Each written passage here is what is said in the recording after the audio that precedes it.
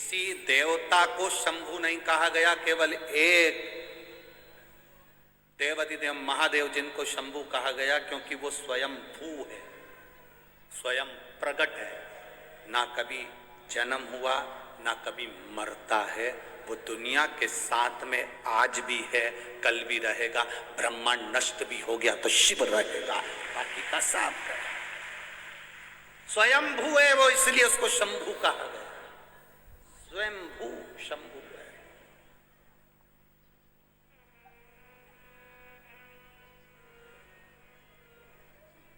मुल्का को मधुमक्खी ने छेद कर कर, अब आपका विश्वास क्या कह रहा है?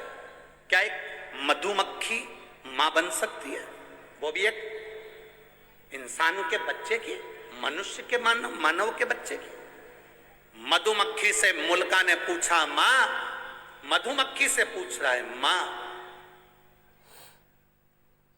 मैं किसका भजन करूं? और मधुमक्खियों इकट्ठी हो गई, इकट्ठी होकर झुंड बनाकर दौड़ी। दौड़ते दौड़ते मधुमक्खी एक वृक्ष पर चढ़ गई। वो वृक्ष था बट का वृक्ष। जिस बट के वृक्ष को मुल्का ने देखा तो बट वृक्ष को याद किया मुल्का ने।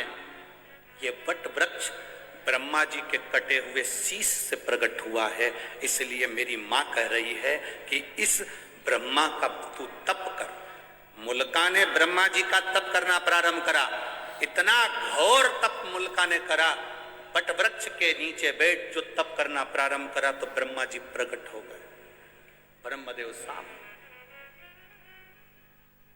और ब्रह्मा जी प्रकट होकर बोले, बोल मुल्का तुझे क्या चाहिए? मुल्का ने कहा, मैं मरूं ना, मुझे अमर कर दो, मेरे प्राण ना छूटे, मुझे अमर करा। भगवान ने कहा, ये तो कभी नहीं हो सकता मुल्का कि तू अमर हो। अगर मैं अमर नहीं हो सकता तो फिर क्या मांगू? इतने में मुल्का ने कह दिया, बस अगर मैं अमर नहीं हो सकता, मेरे को मरना ही पड़ेगा, तो मुझे वर दो कि मुझे स्त्री मारे। और मुल्का ने कहा, कोई नारी में इतना बल नहीं होता जो मुझे मार दे, मैं कुंभकर्ण का बेटा हूं, कुंभकर्ण की जैसा हूं, अगर मारे तो मुझे स्त्री मारे। ब्रह्मा जी ने तथास्तु कह दिया। मुल्का चले गया।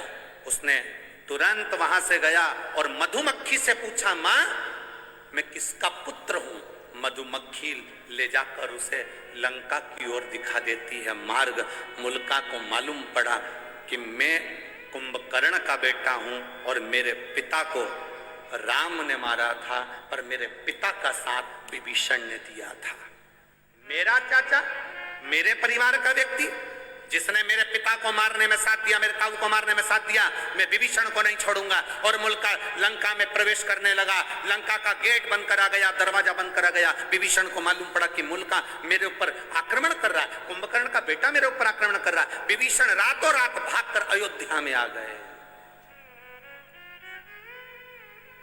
विभीषण रातों रात भागकर अयोध्या में आए। अयोध्या नरेश, भगवान राम ने पूछा, क्या बात है विभीषण, इतनी रात्रि को तुम यहाँ कहां पहुंच गए, कैसे आना हुआ? प्रभु बहुत जल्दी में आया हूं, कुंभकर्ण का बेटा मुझे मारना चाहता है, लंका में प्रवेश करना चाहता है, और कह रहा था पहले विभीषण को मारूंगा क्योंकि उसने मेरे पिता को मरवाने में साथ दिया, फिर राम लक्ष्मण को मारूंगा, हनुमान को मारूंगा। राम जी को क्रोध आया और राम जी ने लक्ष्मण, हनुमान, भरत, शत्रुघ्न की सेना सैनिकों के साथ भेज दी लंका के लिए। सेना लंका की ओर चली। बीच मार्ग में मुल्कासुर ने सेना को रोक लिया। युद्ध प्रारंभ हुआ। ऐसा भयंकर युद्ध लक्ष्मण जी के साथ में, भरत जी के साथ में, शत्रुघ्न जी के साथ में और हनुमान जी के साथ जब हुआ, मुल्का आखिरी में जीत गया। हार गए। हारते से ही तब तुरंत सूचना पहुंचाई विभीषण ने भगवान राम के पास में कि ये मुल्का तो मर नहीं रहा, क्या करा जाए? हनुमान है ना वहां पर, नहीं मर रहा, क्यों नहीं मर रहा, समझ नहीं आ रहा। राम जी ने सेना तैयार करी और लंका की ओर चल दिए। बीच मार्ग में फिर मुल्का और राम जी का युद्ध प्रारंभ हुआ, पर मुल्का मरने को तैयार नहीं। मुल्का मरने को तैयार, मुल्का मर ही नहीं रहा। जब मुल्का नहीं मरा,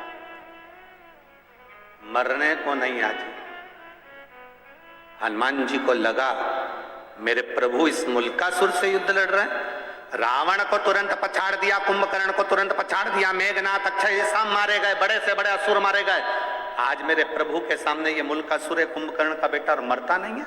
राम जी ने तुरंत वहां से छलांग लगाई और अपनी माता अंजना के पास पहुंच गए। मां अंजना ने पूछा, मेरा वीर बजरंगी आया है, मेरा हनुमान आया है? बेटे को गले से लगाकर पूछा, बजरंगी क्या बात है हनुमान? हनुमान कहते हैं, मां पवनसुत, क्या बात?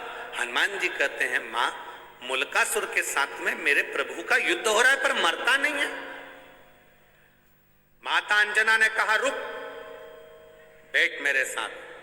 माता अंजना ने पार्थिव शिवलिंग का निर्माण करा, शिव जी की स्तुति करी, शंकर भगवान से पूछा, बाबा पधारो, भगवान राम युद्ध लड़ रहे हैं पर मुल्कासुर मरता नहीं है, आप आओ। उसी समय देवाधिदेव महादेव प्रकट होकर बोले, क्यों चिंता करती हो अंजना? हनुमान से कहो राम जी की आज्ञा लें, सीता जी को अयोध्या से बुलाया जाए और मुल्कासुर के साथ युद्ध कराया जाए। सीता को बुलाएं और युद्ध कराएं। पर माता जानकी तो कभी क्रोध करती ही नहीं है। माता सीता को तो कभी जिंदगी में क्रोध आता ही नहीं है। मां जानकी तो कभी क्रोध करती नहीं, क्योंकि राजा जनक की पुत्री है। राजा जनक को शब्द पर शब्द लोगों ने कहा, पर राजा जनक जी को कभी क्रोध नहीं आया। जनक की पुत्री जानकी कैसे क्रोध कर सकती है? वो जानकी तो कभी क्रोध कर ही नहीं सकती, माता सीता तो कभी क्रोध कर ही नहीं सकती। भोलेनाथ जी ने कहा, आप राम जी से आज्ञा लो। हनुमान जी महाराज तुरंत राम जी के पास गए। महाराज, इस मुल्कासुर को ब्रह्मा जी का वर है, ये स्त्री के हाथ से मरेगा। अब जब तक सीता को नहीं लाएंगे, सीता ही इसको मार सकती है। राम जी ने आज्ञा करी, हनुमान जाओ अयोध्या, सीता को लेकर आओ, माता सीता को लेकर आओ। जानकी जी मांग में सिंदूर भर रही थी, माता जानकी श्रृंगार कर रही थी। जिस समय हनुमान जी पहुंच गए, हनुमान जी ने पूछा, मां ये मांग में सिंदूर क्यों? इससे पति की आयु बढ़ती है, पति अच्छा रहता है। हनुमान जी ने कहा, मां मैं भी सिंदूर लगा लूं तन पर। हनुमान जी लगाए तन पर सिंदूर। माता जानकी जी से कहा, मां जल्दी श्रृंगार करिए, मेरे साथ चलिए। राघव जी ने, मेरे प्रभु ने आपको बुलाया है, राम जी ने आपको बुलाया, स्वामी ने बुलाया है। सीता जी हनुमान जी के साथ पहुंच गई युद्ध के मैदान में। राम जी ने कहा, जानकी ये सामने जो मुल्कासुर खड़ा है, इसको तुझे मारना है। सीता जी कहती है, मुझे तो क्रोध आता ही नहीं, मैं कैसे मार सकती हूं, कैसे मार सकती हूं? सीता जी को क्रोध नहीं आ रहा था, मैं कैसे मारूं? राम जी ने सोचा, करूं तो करूं क्या? मेरे राघव जी ने शिव जी का स्मरण करा, बाबा हे रामेश्वरम, हे शंकर अवघड़दानी, आप पधारो। बाबा ने आकर पूछा, क्या बात है राघव जी? राघव जी कहते हैं, ये सीता को क्रोध नहीं आ रहा, सीता को क्रोध नहीं आएगा तब तक मुल्कासुर मरेगा नहीं। तुरंत भोलेनाथ जी ने कहा, मेरा 11वां रुद्र उतारे हनुमान। शिव और शक्ति कभी अलग नहीं होते। हनुमान भी शिव और शक्ति का प्रतिबिंब है। हनुमान का जो शरीर है वो शिव है और हनुमान की जो पूंछ है वो शक्ति है। हनुमान का शरीर शिव है और हनुमान की जो पूंछ है वो शक्ति है। हनुमान का शरीर शिव है और जो पूंछ है वो पार्वती है। एक काम करो हनुमान, जहां से सीता जी निकलकर रथ के ऊपर चढ़े, वहां तुम्हारी पूंछ से तुम थोड़ी सी बुआरी लगा देना, झाड़ू लगा देना। थोड़ी सी बुआरी, थोड़ी सी झाड़ू अपनी पूंछ से लगा देना, थोड़ी सी बुआरी।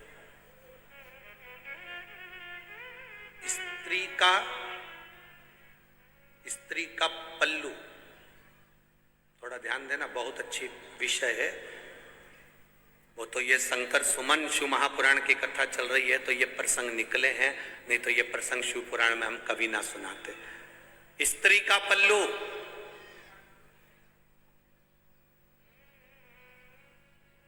एक माता का पल्लू, नारी की चोटी, नारी के केश और हनुमान जी की पूंछ, ये तीनों में पार्वती की शक्ति समाई होती है। एक इसलिए हमारे भारत का इतिहास रहा है, हमारे सनातन धर्म का इतिहास रहा है, माताएं जब अपने बच्चे को रोता हुआ देखती है तो अपने पल्लू से ऐसी ऐसी नजर उतार देती। बोलो री जीजियो, सही है कि गलत है? चलो ये भी जाने दो, जब लड़का शादी के लिए जाता है या लड़की की शादी होती है तो माँ अपने पल्लू में 2-3 चीज रखती है। एक तो वो ऐसी मथनी करती है ना, क्या बोलते हैं उसको, रई। रई, ऐसी रई को अपने पल्लू में लेके दूल्हे के ऊपर से, दुल्हन के ऊपर से ऐसा ऐसा करती है।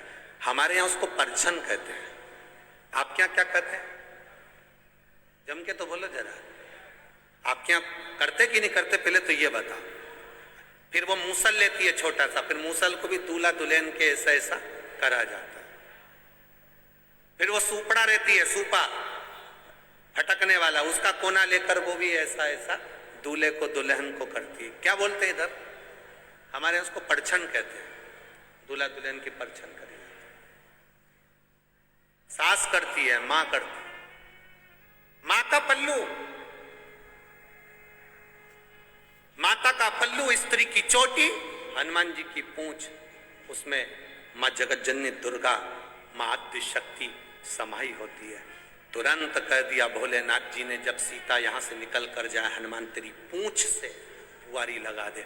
उस पूंछ का एक कण भी सीता के शरीर को छू गया, सीता में तेज देवी का आ जाएगा और इतना क्रोध करेगी कि तुझे कुछ नहीं करना, वो मुल्कासुर को मार देगी। मुल्कासुर इतना तेज। हम हनुमान जी के मंदिर में जाते हैं, वहां का सिंदूर अपने सिर पर लगाते हैं। क्यों लगाते हैं? कारण क्या है?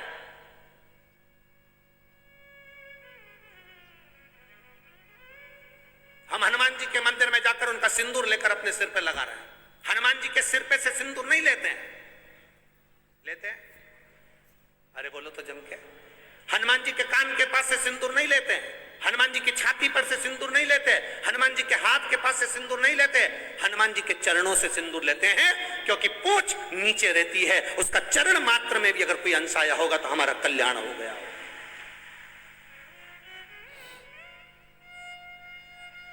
अब तुम्हारे यहां अगर ऐसा होता हो कि सिर पे से सिंदूर लेके लगा लेते हो तो बात दूसरी। हाँ, शास्त्र नहीं है, शास्त्र ये वर्णन करता ही नहीं कि सिर पे से सिंदूर। यहाँ तो हनुमान जी के चरणारविंद का सिंदूर लेकर मस्तक पर लगाया जाता है। हनुमान जी की पूंछ नीचे रहती है, उस पूंछ में से एक अंश भी उनके केश का भूमि पर गिरा होगा, उसमें सिंदूर लग गया होगा, हमारे मस्तक पर लगा होगा तो हमें बल मिलेगा।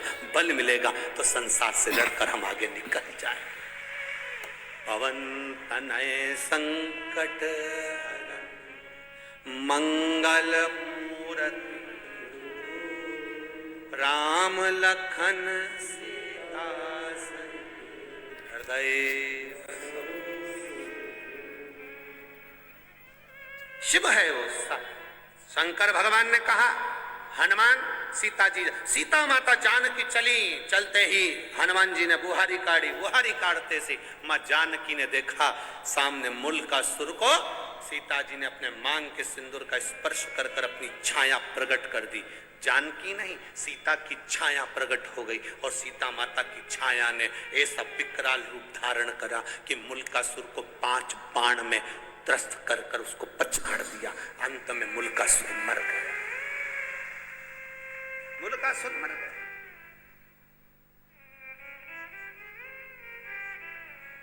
समाप्त।